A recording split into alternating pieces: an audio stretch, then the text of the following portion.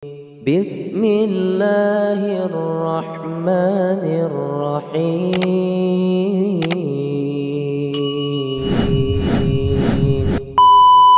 Assalamualaikum warahmatullahi wabarakatuh. Berjumpa kembali di kanal YouTube Sutarno Azaria Adventure. Alhamdulillah, di episode sebelumnya telah kami tampilkan sebuah video dari kajian ilmiah yang dibawakan oleh Dr. Syafiq Riza Basalamah LCMA Hafizahullah di Masjid Nurul Iman Blok M Jakarta pada tanggal 21 Juni 2014 silam. Pada kesempatan kali ini juga akan kami tampilkan video konten dari Adi Hidayat Official, yaitu dengan tajuk "Apakah Daya Ingat Orang Berbeda?" Ustadz Adi Hidayat. Di dalam video tersebut, Ustadz Adi Hidayat menyatakan bahwa surat Asy-Syu'ara adalah surat pemusik di dalam Al-Quran. Dan ini sempat viral dan menuai kontroversi sehingga menjadi polemik bagi lapisan masyarakat dari berbagai kalangan. Sebelum video ini dipublish sekitar 1 tahun yang lalu,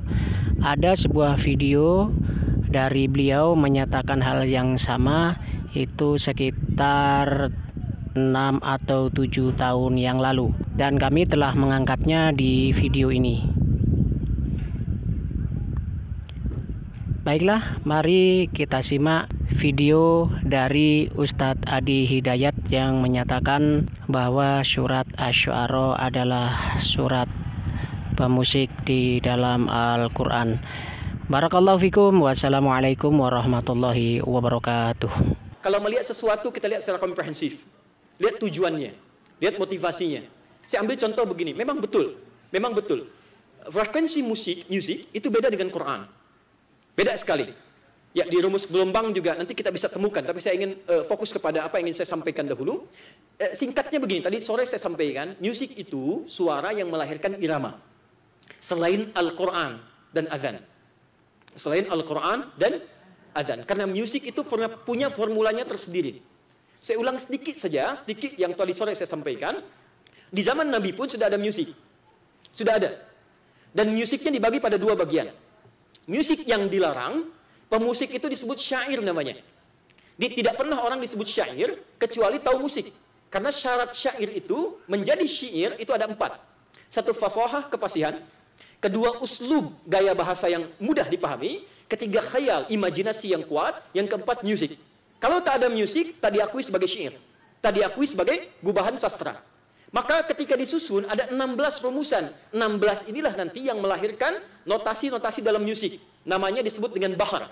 Ada bahar namanya tawil. Tawilun lahudunal bukhuri fadailu faulun mafa'ilu. Kifa nabki min dzikra habibin wa manzili bisaqtil wa bainad dakhuli fahaumali. Kata Imrul Qais 150 tahun sebelum Nabi dilahirkan, ada anak muda sedang bengong karena diputuskan oleh kekasihnya di pinggir lembah, dia merenung. Dia katakan Imrul Qais, "Hey, cukup merenungnya, move on, masih banyak perempuan di muka bumi ini." Itu masih ada tautan musik di dalamnya.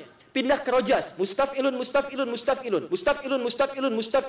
Ya, sautus safiril bulbuli, hayyaja qalbi thamidi, al-ma'u wa zahru ma'a zahri lahdul muqali, fa anta ya sayyidali wa sayyidi wa maulali, fakam tayammuni ghazayilun uqayqali, qataftuhu min wajatin fi hadha ar-rajuli, faqala la faqad ghada muharwili, wal walad wali ya waylali, faqultu la tuwalli fabayinul lu'ali, qalat hina kadha in radidul muqali kahatan kaqailali tatabuli.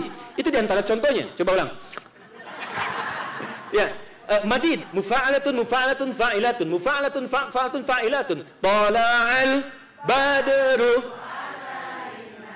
min thani. Itu ada musiknya, dan yang menyanyikan sahabat Nabi. Apakah mereka melupakan Quran? Tidak. Tetap dipakai. Qurannya ada. Cuma berarti ada gelombang yang tidak memengaruhi hafalan Al-Quran, walaupun tidak sama, tapi ada kesesuaian di dalamnya, kesesuaian yang dimaksudkan, dia tidak mengganggu, tapi memberikan motivasi-motivasi lain untuk pencerahan-pencerahan tertentu. Tapi ada yang secara langsung dia bertentangan. Seperti khamriyat. Ya, hayyam bina ilam khamli muskina. Ya, fawailul lil musallina, ayo kita pergi untuk minum-minum supaya kita senang-senang, karena neraka wail itu disediakan untuk orang salat, bukan orang yang minum khamar. Fawailul lil musallin, bukankah Allah mengatakan fawailul lil musallin, neraka wail untuk orang salat, bukan untuk orang yang minum-minum. Itu liberal zaman dulu. Jadi liberal sekarang ketinggalan zaman, sudah ada yang dulu, ya. Maka dia potong-potong ayat, dia potong-potong kemudian bagian hadis untuk seleranya, dibawa untuk dia semau nafsunya. Itu dibikin lewat syair. Maka muncullah kemudian ghazal. Ghazal itu syair-syair untuk berzina. Ya, diajak zina. Namanya lahwal hadis. Maka turun di surah Luqman, wa minan nasi may yashtari lahwal hadis liyudilla an sabilillah. Ulama mengatakan Ibnu Abbas itu musik yang dimaksudkan, musik yang dilarang. Maka turunlah surat musik, surah ke-26 Asy-Syu'ara, para pemusik, para penyair, dimaktumkan di ayat 224 sampai dengan 227, wasy-syu'ara'u yattabi'uhumul ghawun, alam tara annahum fi kulli wadi yahimun. Ya? Tahukah engkau para pemusik itu umumnya rata-rata di antara mereka banyak menghabiskan waktu, utak-atik turun lembah cari-cari inspirasi, tapi liriknya tidak ada yang bermakna. Cuma merusak saja, buang-buang waktu, buang-buang aktivitas. Itu tidak diinginkan dalam Islam. Tapi apakah sampai di situ hukumnya? Tidak. Teruskan ayatnya. Illal ladzina amanu. Ada orang beriman yang memang passionnya di situ.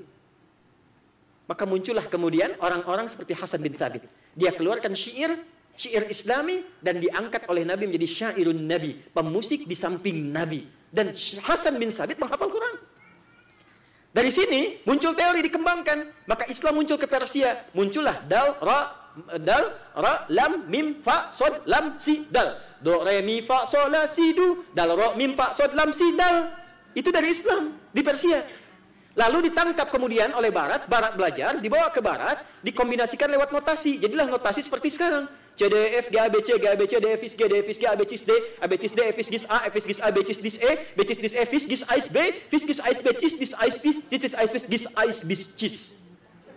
Tuh. Kunci A, kunci F, F mayor, A minor dan sebagainya itu ada di situ. Nah, ketika dimunculkan dulu masa Islam, itu musik dirangkai untuk menguatkan keislaman, khususnya memuat gramatika untuk memudahkan belajar Islam. Contoh, ada saya mau belajar Quran, ada nazam namanya. Nazamnya dari musik, dari syair. Nazam Syatibiyah. Anda menghafal itu, hafal teori untuk menghafal Quran. Ada nazam alfiyah di hadis, karena Imam As-Suyuti. Anda hafal itu, Anda paham ilmu hadis.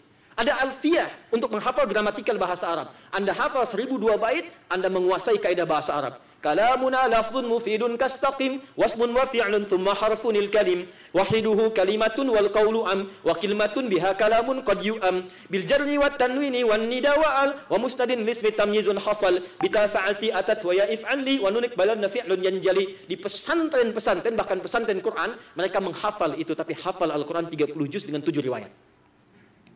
Cuma ketika dibawa ke tempat yang tidak mengenal Islam, itu berubah lagi frekuensinya. Dari yang menguatkan nilai-nilai yang positif, dibawa hanya untuk bersenang-senang saja. Jadi kalau mau dikaitkan ke kajian-kajian, dibawa ke program muktamar, maka usulan kita, kalaupun ingin dibawa dalam konteks ini ada musik, mengenalkan anak-anak yang di luar ada musik begini, di dalam ingin didekatkan pada nilai keislaman, maka bolehlah kemudian dikeluarkan tuntunannya. Ini misalnya di Malaysia ada nasyid, ya? Ya, nasyidnya misalnya seperti ini. Ini ada Raihan, ada Hijaz, di Indonesia ada The Fikr dan sebagainya. Kalau mau pakai alat, begini yang dibolehkan, ini yang tidak dibolehkan. Mungkin ke depan, kalaupun ingin ditampilkan suasana seperti musik tadi, dijelaskan arahnya, dijelaskan hukumnya, ditanamkan value-nya, sehingga mereka mengerti kapan bermusik, bagaimana musik yang bermanfaat, secara fisika seperti apa, bagaimana musik yang merusak gelombang, memperkuat gelombang, menenangkan gelombang, dan di ujungnya, katakan pada mereka, Quran, kehebatan, value-nya, dan kemuliaannya melebihi semua tingkatan musik. Yang nanti menjadi jembatan mereka dari musik beralih kepada Quran. Itulah Mishari Rashid. Yang tadinya sebagai penyanyi, sebagai pemusik, luar biasa suara indahnya, tapi beliau alihkan suara indahnya untuk menghafal Quran, dan sekarang jadi imam yang sangat dibanggakan, didoakan, dan dimuliakan di seluruh pemuka bumi. Wallahu a'lam bishawab.